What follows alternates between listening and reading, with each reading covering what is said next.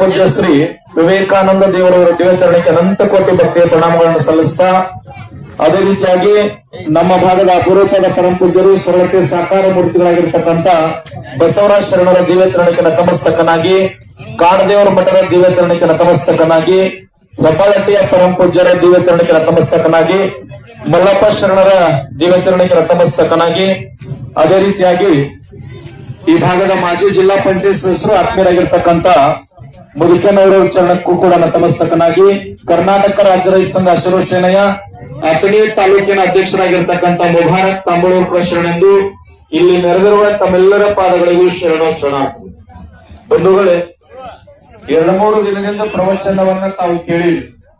ಹಿಂದಿನ ಇತಿಹಾಸ, ಪುರಾಣ, ಶಾಸ್ತ್ರ ಎಲ್ಲವನ್ನ ಕೇಳಿರಿ. ಆಂಜನೇಯನ ದೇವಸ್ಥಾನವನ್ನ ಕಳಸಾರೋಣ ಬಹಳ ಹಳೆಯ ಕಾಲದ